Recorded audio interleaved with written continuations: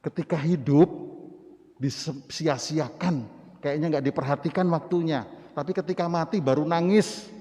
Lalu bukan hanya nangis, kayaknya doa yang paling bagus dikirimkan, lalu apa saja. Tetapi ketika hidup dan seterusnya, nggak punya kesempatan untuk itu. Nah, ini sering kecolongan. Maka berpikirlah ada banyak orang yang ternyata saya nggak mau kecolongan. Saya percuma nanti ngasih harta benda yang banyak, tapi orangnya sudah meninggal. Ketika masih hidup, makan saja diirit-irit. Buat kesehatan saja ditahan-tahan. Nggak mau dikasihkan kepada keluarga kita yang dekat, yang paling kita cintai. Kayaknya kita demi yang lain-lain untuk kesenangan. Tapi banyak orang yang karena komunikasi ngerasa mumpung masih hidup dan belum kecolongan, buatlah senang. Dalam nama Bapa dan Putra dan Roh Kudus.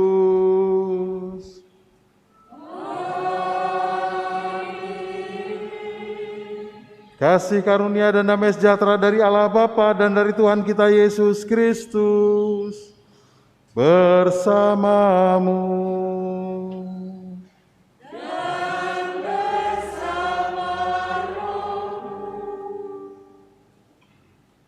Para suster, Bapak dan Ibu, saudara-saudariku serta anak-anakku sekalian yang dikasihi Tuhan, selamat pagi berkah dalam. Kita hari ini memasuki Prapaskah kelima, gambaran suatu biji gandum yang jatuh di tanah dan mati agar dapat menghasilkan buah, menunjukkan hidup dan wafat Yesus, bahwa kita harus bersedia kehilangan nyawa agar dapat memperolehnya, tetaplah merupakan misteri bagi kita semua. Benih gandum yang baik akan menghasilkan juga buah melimpah yang baik. Tetapi sebaliknya, kalau kita juga sudah menanam sesuatu yang kurang baik, maka juga akan nanti kita menuai sesuatu yang kurang baik. Maka pada masa Prapaskah ini, kita belajar untuk selalu mengusahakan sesuatu walaupun kecil dan sedikit, sesuatu yang baik. Nanti hasilnya akan melimpah hal-hal yang baik. Marilah berdoa. Allah Bapa kami yang Maha Setia, Engkau telah membatalkan perjanjian lama dan menawarkan perjanjian baru kepada kami, serta menulis hukum cinta kasih dan pengampunan di dalam hati kami. Arahkanlah kiranya pandangan kami kepada Yesus Kristus Tuhan kami, yang karena taat dan wafat telah mempersembahkan pepuli bagi kami dan seluruh umat manusia. Dialah Tuhan dan pengantara kami yang hidup dan berkuasa bersama Engkau dalam persekutuan dengan Roh Kudus, Allah sepanjang segala masa. Amin. Para Bapak dan Ibu, saudara-saudariku yang dikasihi Tuhan, kalau kita pernah mempelajari grafik, sekarang begitu mudah sekali karena ada alatnya. Luar biasa canggih, tinggal membuka, grafik itu muncul dan menghitung sendiri dengan tepat. Tapi dulu kita harus menghitung. Bagaimana sebenarnya pelajaran tentang grafik itu sulit. Sama sekarang kita sudah mendapatkan hasil grafik apapun dengan mudah. Ambil contoh, kalau kita periksa saturasi oksigen darah, itu kalau diperiksa di jari, itu kalau grafiknya begini, jatuh, bangun, naik, dan sebagainya, tapi datar dan sama, itu baik. Tapi terbalik kalau ambil contoh juga detak jantung atau apa saja, pernapasan, kalau sudah datar, itu sudah mau meninggal, atau juga berbahaya dan tidak baik. Tapi ketika baik, pasti bentuknya seperti itu, atau tidak jarang-jarang, nah itu juga tidak baik sebenarnya. Sama juga dengan iman, Bapak dan Ibu, saudara-saudara yang dikasihi Tuhan. Kita jangan takut kalau yang disebut juga dengan iman, grafiknya naik turun. Itu wajar, general, dan umum. Jadi kalau ada orang yang mengatakan saya sekarang sedang tidak suka berdoa, saya juga tidak pernah ke gereja, saya sedang marah, saya sedang, ya nggak ada jadi masalah. Memang itu grafik, tidak selalu harus terus hebat, datang ke gereja terus. Apalagi yang saat-saat ini, kalau masa pandemi, apalagi OTG, jangan ke gereja lah. Bukan selalu berpikir kita nanti takut ketularan orang lain, berpikirlah, jangan-jangan kita itu menularkan orang lain. Jadi kalau ngerasa sakit dan tidak enak dan sebagainya, menghargai sesama. Itu lebih baik dibandingkan hanya kita pengen dekat dengan Tuhan, pengen ke gereja terus-terus. Tapi sebenarnya itu tidak bagus. Apalagi orang yang jelas-jelas sakit, kena COVID, positif, yang nggak keluyuran, yang nggak juga pengen ke gereja dan berdoa bersama-sama. Rasanya itu, ya kalau punya sengsara atau penderitaan ya berbagi. Tapi kalau ada keuntungan kita sendiri. Tapi kalau ada kayak gitu, ayo kita berbagi supaya orang lain ketularan dan sebagainya. Ini saya kira sangat tidak bagus. Lebih bagus itu ya grafiknya yang turun naik nggak apa-apa. Itu wajar sekali, normal dan kebanyakan seperti itu. Kalau ngerasa kita lagi nggak enak atau lagi apa dan sebagainya, bukan kita memaklumi dan membolehkan, tidak. Itu hal biasa. Kalau soal iman, kadang-kadang kita juga jatuh bangun, nggak apa-apa, wajar. Tapi bukan sekali lagi. Atau sebaliknya, kalau saya mau tanya, kalau grafiknya iman naik terus, dari mulai baptis, kelihatan baik, dan itu jarang 1.001, mungkin 1.000.001, atau mungkin nggak ada, dari kecil dibaptis sampai terus ke atas, dekat dengan Tuhan terus dan baik, itu jarang sekali. Maka nggak usah dicari yang kayak gitu. Atau sama juga kalau sebaliknya, yang turun terus, ini banyak rata-rata. Orang tadinya baik, orang tadinya dibaptis, orang tadinya kenal Kristus, semakin lama semakin meninggalkan Dia, semakin lama semakin murtad, semakin lama semakin jelek dan imannya jauh dari Tuhan. Itu banyak, itu wajar, itu yang disebut juga rata-rata umum. Nah, sekarang kita mau milih yang mana? Tetap yang turun naik. Kalau saya katakan tidak selalu, yang sekali lagi ini jarang, sedangkan yang ini banyak. Mau kita ngeri yang dari tadinya baik terus menjadi tidak beriman, yang tadinya baik menjadi jahat dan jelek, itu banyak loh. Nah, mungkin seperti itu. Sama juga dengan sering diungkapkan, lebih bagus mantan preman jadi imam.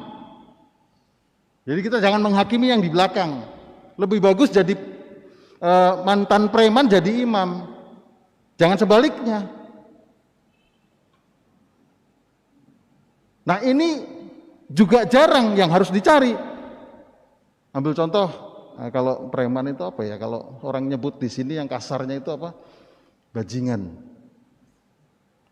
Oh, jangan nyebut nama atau kepada orang lain itu kasar seperti itu ya. Walaupun itu guyon-guyonan nggak bagus. Diganti dong kata-katanya agak halus. Bajing itu kan tupai. Bilang saja tupayan. Padahal itu sama aja bajingan. Tupai, tupayan. Atau sama juga dengan kalau di Jawa Barat itu sering kasar manggil pencuri, manggil apa? Bangsat. Oh, itu kasar sekali. Bangsat itu kan sebetulnya artinya tumbila, atau yang disebut juga dengan tinggi yang ada di kasur. Jadi kalau nyebut orang apa dan sebagainya supaya halus, tinggi, tumbila. Tidak usah harus dengan bangsat atau juga bajingan dan sebagainya. Maka saudara-saudara yang terkasih, jangan-jangan kita yang kebanyakan, artinya yang tadinya baik, yang tadinya mengenal Kristus, yang tadinya terus semakin menurun karena kita sekali lagi tidak mengolah grafik yang naik turun itu. Jadi normal sekali dan bagus sekali kalau ada grafik seperti itu, wajar, normal. Tapi sekali lagi jangan sampai kita kebablasan pembiaran atau ya sudah nggak bisa dirubah lagi. Tanda grafik naik turun itu adalah sesuatu yang bisa dirubah, proses, sesuatu yang dinamis. Yang ngeri itu ya itu tadi, kelihatannya pertama baik, kenal Kristus dan sebagainya, sampai tuanya ternyata sudah nggak mengenal, jadi jahat, dan sekali lagi itu banyak sekali. Dan sekali lagi itu malah justru menjatuhkan dan sebagainya. Saudara-saudaraku yang dikasihi Tuhan, Tapi kalau saya mengalami, kami mengalami, dan juga yang disebut juga dengan kita berdialog dan bergaul, bergumul, kalau ada komunikasi itu bisa terbuka. Tapi kalau nggak ada komunikasi, sekali lagi, terputus, ini yang susah. Maka kita pertahankan grafik yang naik turun itu lebih bagus, kembali lagi, dan agak susah dan jarang sekali ketika grafik yang dari bawah sampai atas itu jarang, tapi grafik yang turun itu luar biasa banyak dan biasa. Nah, kita sekali lagi, bagaimana supaya mempertahankan grafik? Komunikasi. Komunikasi apa? Ya kalau ngerasa tidak apa, jangan-jangan dan sebagainya. Kalau komunikasi itu jadi jelas. Kalau nggak ada komunikasi tidak jelas. Nanti selamanya, yang tadinya rajin, yang tadinya ke gereja, yang tadinya dan seterusnya, karena nggak ada komunikasi sama sekali, tidak mau dengar apa-apa sama sekali, ya sampai kapanpun akan begitu. Dan bahkan semakin jatuh, tidak ada naik turunnya. Maka saudara yang terkasih, ada banyak orang, kalau ada komunikasi kita ketemuin. Salah satunya, kalau kita butuh dana, itu banyak di mana-mana kita ketemu, kita baru mau minta dana ke orang itu, sudah disambut duluan. Bukan belum sudah dihindari, belum sudah lari, belum sudah ngerasa buruk, itu paling ngeri. Kalau kita mau cari dana sudah nggak enak duluan. Tapi terbalik, ada banyak orang Katolik yang sungguh saya sampaikan sudah menyambut duluan. Dia mengatakan begini, Allah sudah baik duluan dengan kami, dengan saya. Dan saya kalau membantu orang miskin, orang kecil, atau yang membutuhkan suatu pertolongan, itu mereka juga nggak mau kok. Siapa yang mau sih sebenarnya lahir miskin? Dan siapa yang nggak mau kalau saya lahir kaya? Maka saya harus berbagi, berarti Tuhan udah baik duluan ke saya. Dan banyak orang yang mengatakan itu. Dan bahkan sudah nggak perpuluhan lagi. Orang-orang seperti ini hebat kualitasnya. Sudah nggak perpuluhan lagi, bahkan lebih. Itu ada banyak orang yang mencari uang susah setengah mati, sedikit demi sedikit, sekian banyak dapat, tahu-tahu untuk membantu orang yang operasi, bantu orang untuk juga yang berobat sakit dan sebagainya. Luar biasa kualitas-kualitas ini dan ada. Saya nemukan banyak. Belum apa-apa sudah nyambut duluan, ini luar biasa sekali. Jadi nggak seperti orang yang merasa pengen di panggung ya, pengen di atas, pengen populer, pengen segala-galanya, tetapi ketika maaf, kolekte saja, mungkin uang yang paling kecil yang dikasih. Tapi pengennya manggung, pengennya sesuatu yang populer dan terkenal, dibilang kaya, dibilang segalanya. Tetapi kalau pas sudah kolekte, susah setengah mati. Tapi banyak, kalau ada komunikasi, ketemu orang-orang Katolik yang betul-betul punya semangat. Saya itu diciptakan oleh Tuhan menjadi kelompok keluarga yang kaya sehingga saya harus berbagi. Atau juga banyak orang yang sebenarnya miskin, gak ada yang mau. Kelahiran seperti itu gak ada yang mau sebenarnya. Tapi kasihan. Lalu juga ada lagi, ada beberapa yang pernah sakit hati sama gereja, sama pimpinan gereja, sama contoh-contoh teladan yang tidak baik, contoh-contoh yang buruk dari pimpinan-pimpinan gereja. Orang sakit hati, marah, tidak ke gereja lagi. Tapi sekali lagi, kalau ada komunikasi ini menjadi baik dan bagus, nanti grafiknya turun naik nggak apa-apa. Tapi jangan sampai kebablasan, sekali saja sakit hati, selesai sudah semuanya sampai akhir hidupku. Tidak. Ada banyak juga orang yang pensiunan, yang sudah tua, yang tadinya nggak kenal sama sekali dengan pelayanan, yang tadinya sama sekali nggak pernah kenal dengan berbagi. Tapi karena punya waktu yang khusus dan seterusnya, luar biasa, seluruh bagian sisa hidupnya betul-betul bisa dibagikan kepada yang lain. Bahkan ada yang sampai mengatakan demikian, yang tadinya kelihatannya orangnya itu galak, jahat, dan bagaimana, ternyata dia bisa mengatakan, Bapak Uskup atau Romo, Hidup kita tuh sebetulnya nggak tahu lagi, paling sebentar lagi karena sudah tua. Paling-paling 5 tahun lagi, paling-paling 10 tahun lagi paling lama. Atau mungkin besok, atau mungkin minggu depan. Tapi luar biasa orang itu masih ada suatu keyakinan sehingga ya sudah, sekarang kita bantu siapapun juga, sekarang kita juga bantu orang lain dan sebagainya. Kan Kristus juga selalu melihat, mencari yang satu yang hilang dia cari, bukan yang 99. Kadang-kadang ada orang yang bertobat, ini harusnya dihargai, harusnya betul-betul diangkat. Kita bahagia sekali, bersuka cita sekali surga kalau sudah ada yang bertobat. Di sini banyak, kalau ada komunikasi banyak, ada suatu permintaan maaf, ada suatu pengampunan, ada yang lain-lainnya. Maka baguslah kalau komunikasi itu, sehingga sekali lagi tidak apa-apa. Turun naiknya iman itu memang wajar, tetapi tidak membiarkan yang jatuh terpuruk dengan begitu saja. Lalu ada juga yang betul-betul takut, ada pengalaman. Wah, saya hartanya banyak, saya sebelum sempat berbagi, saya bagi dulu, jangan-jangan saya belum sempat berbagi, belum berbuat baik, saya mati. Dan itu juga banyak. Tapi kalau ada komunikasi, sekali lagi ini bisa dan terangkul. Ada banyak orang yang menyesal ketika harus mati dan juga sakit, dia sudah tidak bisa apa-apa lagi, dia mengatakan, Tuhan kasih kesempatan saya, harta saya banyak, saya belum sempat berbagi, maka saya kesempatan dulu untuk berbagi. Kalau nggak dapat,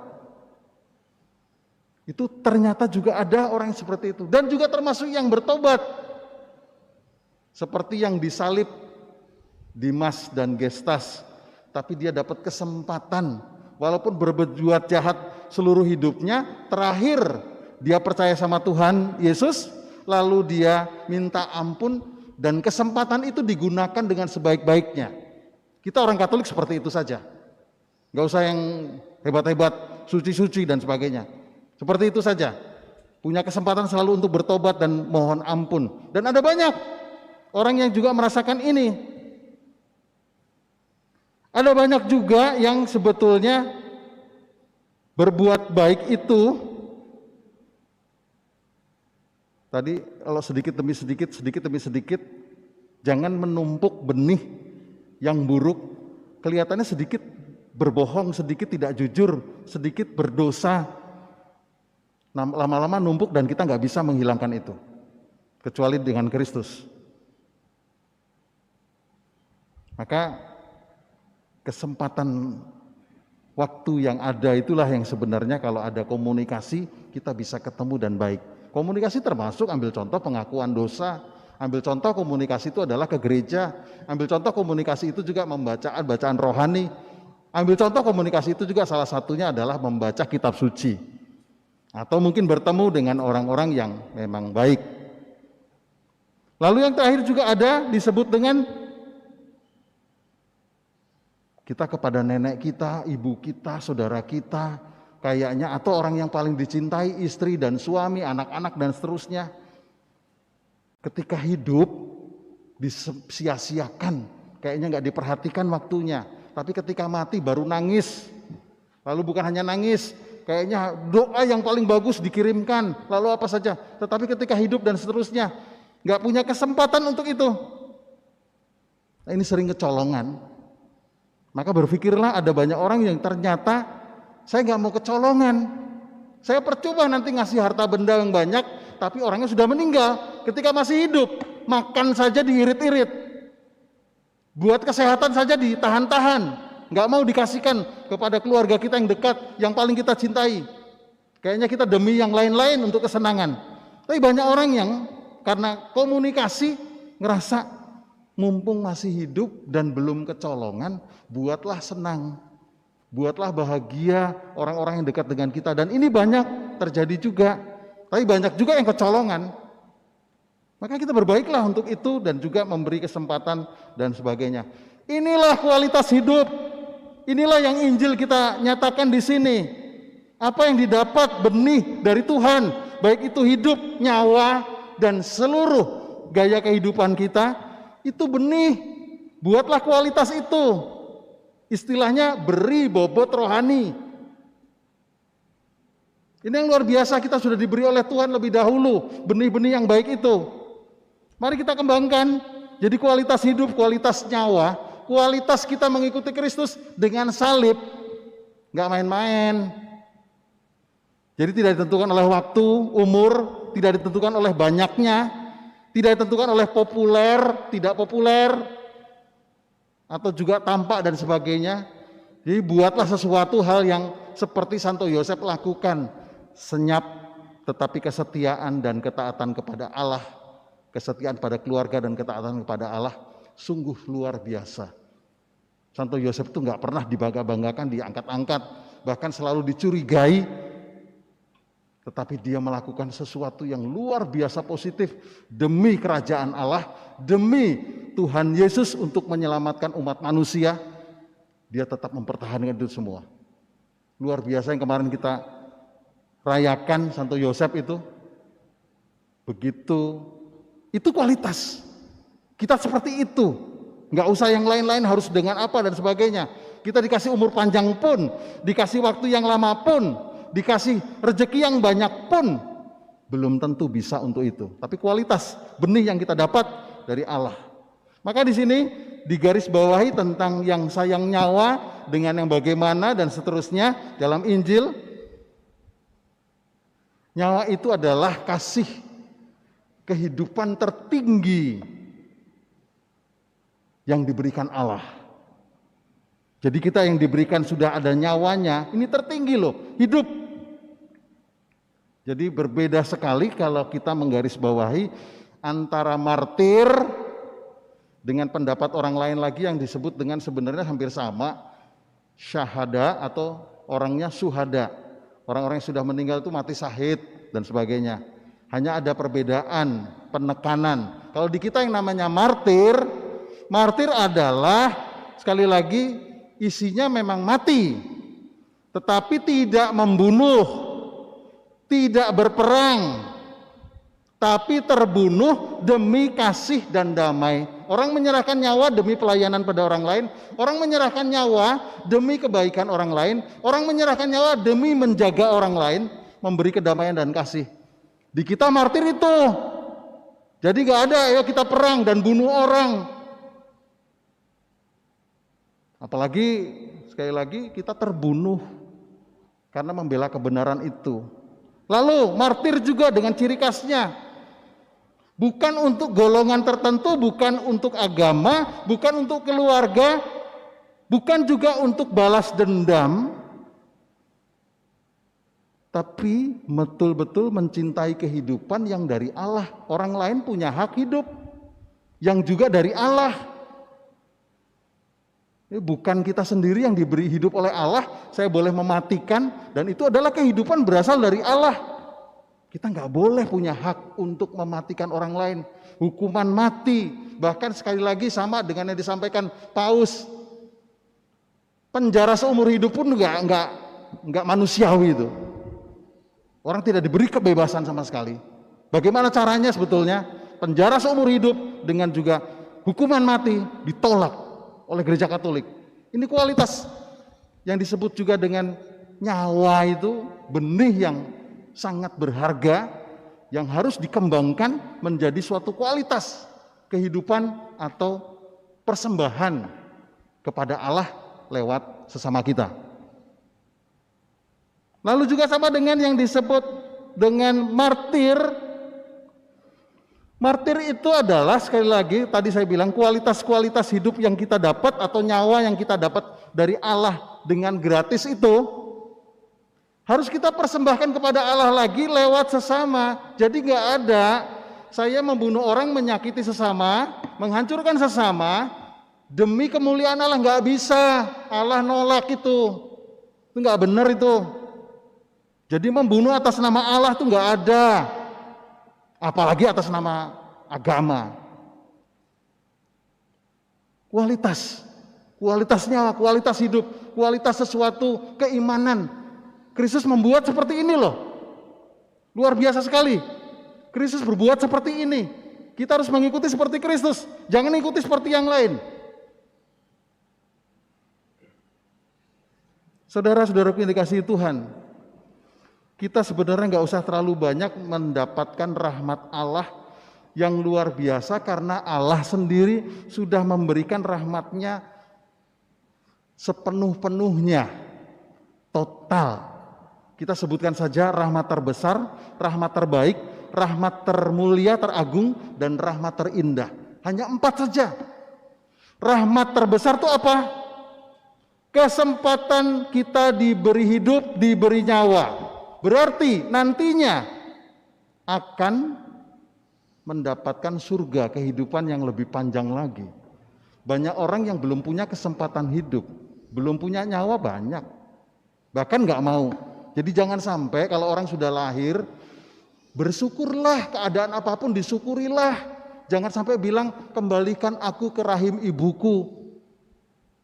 Ngawur ini, karena hanya penderitaan dan sebagainya. Kembalikan aku ke rahim ibu. Kehidupan ini dari Allah, rahmat terbesar dari manusia hidup.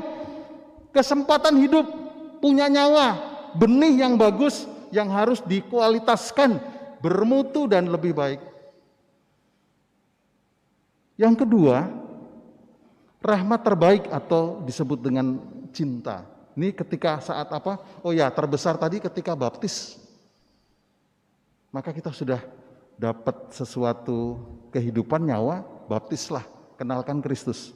Jadi itu rahmatnya adalah baptis. Lalu yang kedua adalah terbaik atau cinta, ini saat Natal. Jadi Allah mengutus putranya itu ke dunia untuk mengampuni dosa kita. Itu rahmat terbaik.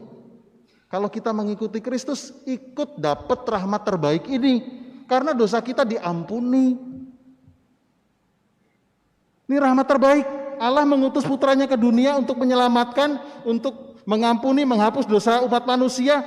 Rahmat terbaik kita punya enggak? Kita rahmat terbesar sudah dapat, dan rahmat terbaik tidak semuanya dapat. Makanya Natal, kelahiran Kristus, benar-benar Allah hadir ke dunia. Immanuel, Allah beserta kita. Yang ketiga, rahmat teragung, termulia, tertinggi, itu adalah ketika Paskah nanti. Apa artinya? Nyawa, kehidupan putranya, tertinggi loh ini, diserahkan hanya untuk ngapus dosa umat manusia, menanggung dosa umat manusia, menebus dosa umat manusia, gratis nyawanya diserahkan. Ini ketika Paskah. Jadi ini rahmat termulia, teragung, tertinggi.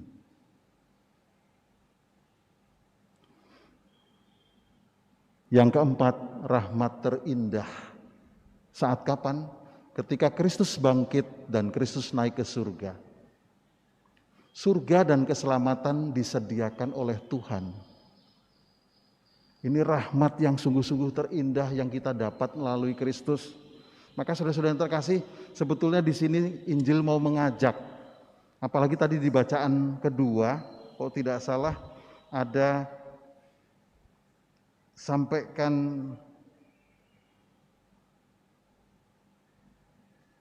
Kristus telah mempersembahkan doa dan permohonan dengan ratap tangis dan keluhan. Jadi kita betul-betul juga hidup di dunia ini dengan berkualitas dengan keadaan demikian. Jangan semuanya mau enak, lancar, nggak ada masalah, nggak ada apapun, nggak ada sakit. Bahkan di sini mau ditekankan, mati pun kalau kita mau selamat tadi, mau dapat surga tadi, mau diampuni tadi, ya mati. Kita siap untuk itu. Tapi bagaimana mempersiapkan kematian kita itu? Bagaimana berkualitas kita dalam hidup? Bagaimana berkualitas nyawa kita itu nggak sia-sia, hanya menyusahkan orang. Disinilah yang luar biasa sekali, apalagi Injil juga dikatakan nyawa, siapa yang sekali lagi mencintai nyawanya akan kehilangan nyawanya kalau di dunia ini. Tapi ketika dia betul-betul nyawanya dibuat untuk sesuatu yang berkualitas, yang ditunjukkan oleh Kristus sendiri, menjadi sesuatu yang luar biasa. Saudara-saudari terkasih, baca Injil dan kenali Kristus dengan dalam. Enak loh, mudah, baik dan gratis. Kok masih susah, masih bodoh, masih belet kita nangkep ini. Ini pasti jelas. Apa susahnya sih? Kayaknya kehebatan kita mau buat apa tidak. Ini hanya keselamatan Tuhan secara cuma-cuma gratis untuk kita. Maka kita sudah dibuatkan sesuatu contoh teladan kasih yang begitu besar dengan menyerahkan nyawa kepada sesamanya, kepada sahabatnya. Itu Kristus sudah lakukan. Kita juga harusnya sedikit saja ngikuti. Yuk hidup kita, nyawa kita ini betul-betul berguna, berharga bagi sesama demi kemuliaan Tuhan. Amin. Marilah berdoa.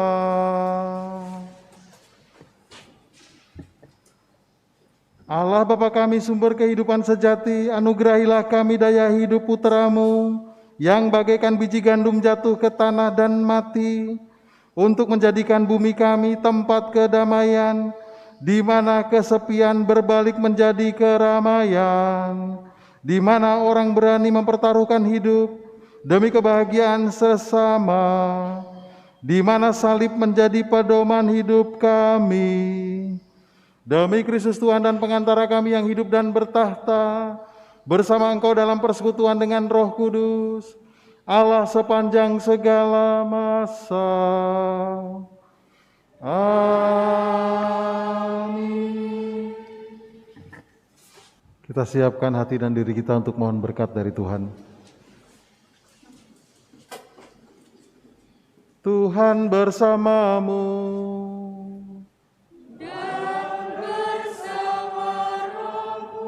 Semoga saudari-saudara sekalian selalu dilindungi dan dibimbing oleh berkat Allah yang Maha Kuasa, Bapa dan Putera dan Roh Kudus.